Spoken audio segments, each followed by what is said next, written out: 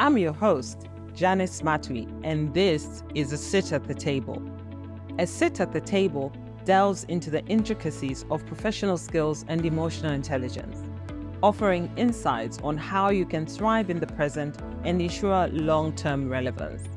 Serving as a gateway to mastering today's evolving professional and business landscape, our focus is to equip audiences with the necessary tools that ensure they thrive in the present, but also secure enduring relevance in the future. So join us, like and subscribe, A Sit at the Table, only on YouTube.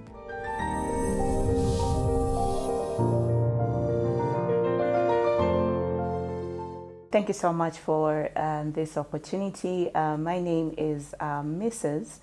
Mpunga Chipepo Simukwai. I'm a public relations and communications strategist with over 15 years work experience. And then also I am a founder and chief executive officer of Awanachi Women's Lifestyle Magazine. Currently, in my full-time job, I head the Public Relations and Communications Department in the National Water Supply and Sanitation Council, where we regulate the provision of water supply and sanitation services in Zambia.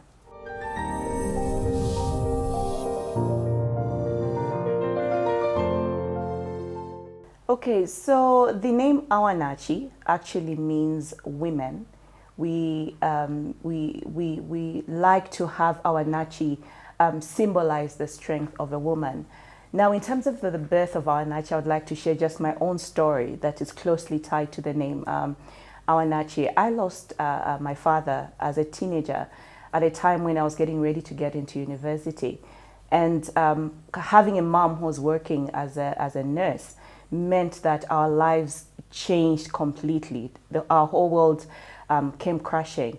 I saw and experienced firsthand how a mother, a widow that has been left with young children, would do everything within her power to fend for her children and to see them grow up into the people that they later on become, the successful people that they later on become.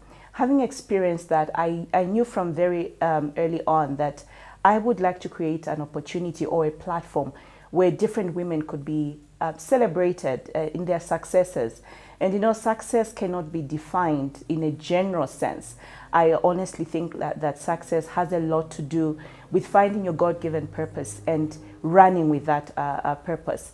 So I, like I mentioned earlier on, decided that I would work and thrive towards ensuring that I would create a platform through which women could be celebrated, through women's a platform through which women's voices could be amplified, but not just women, the girls as well, to show them the stories of our ordinary and yet successful women, sharing their stories and reminding the younger generation that they too can become, and hence the story of Awanachi.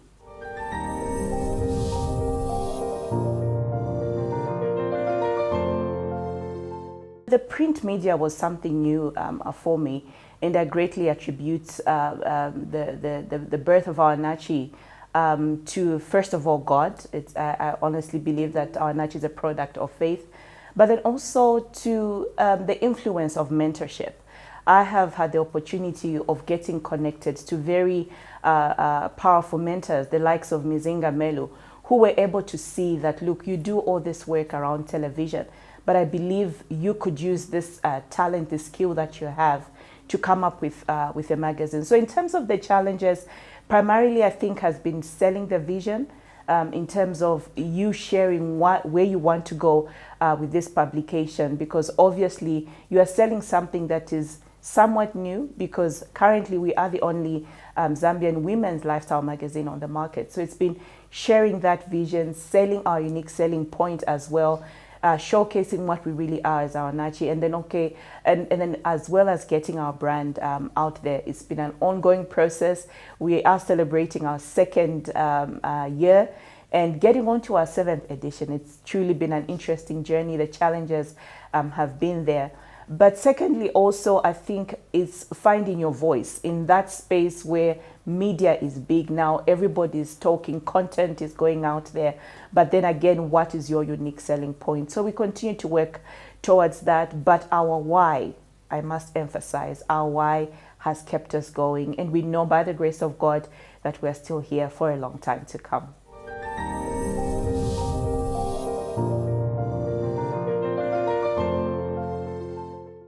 I live by the mantra that there's no growth in your comfort zone. I would even like to extend it that growth and comfort never sit on the same table. So I'm constantly challenging myself. How can I be better than I was yesterday? I look to a lot of women for inspiration, the likes of Janice Matwi, an amazing lady. I look to women like that and learn from them. I know that no matter what I do, I can never be a Janice, because you know what? The world needs a Janice. The world needs a Mpunga. The world needs a Mary out there, and together we can make a difference in the world. So like for me, I always want to be better than I was yesterday. I always like to see how can I be better at this. So I'm my own competition. I never settle. I'm always saying, okay, this is beginning to feel comfortable. What do I need to do to move from this level? So it's always getting into that mindset of always wanting to grow, always wanting to learn new things, because I believe we are lifelong learners. Somebody once said that at every point in your life, you're either growing or you are dying. So choose which one you want to be. So I'm always constantly reminding myself to grow.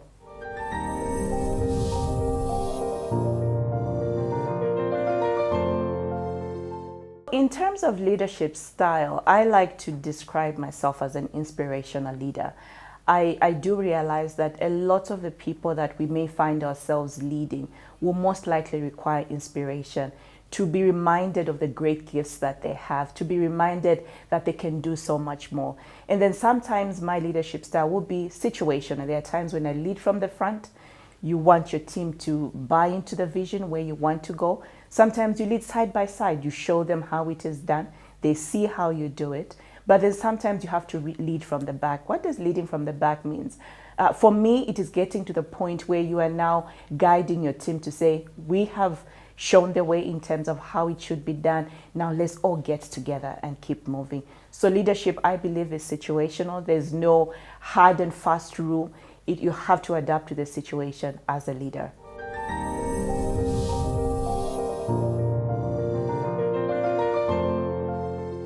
I think the inspirational leadership is key to the journey that we have walked. I believe in building a team that can see into your vision and push you through it. I'm a strong believer in having a strong support system. I don't believe in being a superwoman. I don't believe in doing everything by myself. I always believe that there's strength in numbers, there's strength in different skills and skill sets coming together and supporting a vision. So that visionary leadership, the inspirational leadership, I think also I'm very focused. When I make up my mind to say, this is where we are going, I think I've learned a lot of lessons in my corporate space, having worked in the PR and media space, and then also even on my entrepreneurial journey. And then also I'm learning to be me. Let the team know who Mpunga is, what our expectations are, and how we can blend together towards a common vision.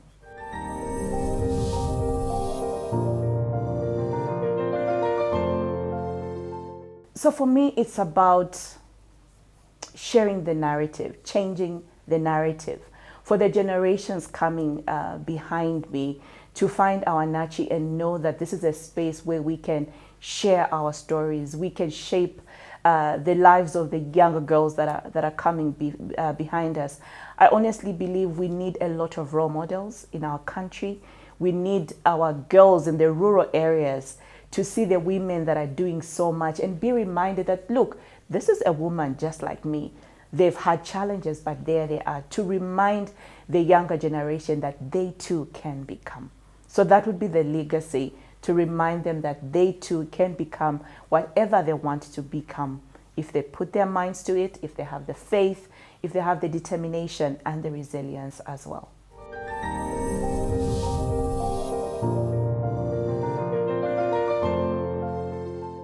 So I listen more. I think a lot of podcasts now, there's YouTube, there's so much content you can get out of there. A lot of listening in and on LinkedIn as well.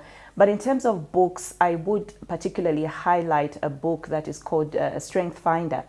I literally stumbled across that book at a time in my life, maybe 3, 4, 5 years ago, where I was in this space where I think I was just going through a phase where I was beginning to focus more on, oh, I'm not good at that, I'm not good at that. But that book was a game changer for me. And I'd like to encourage us to read that book. What does it talk about? It talks about you celebrating your strengths. Half the time we go through life working towards fixing our weaknesses. I need to be good at this.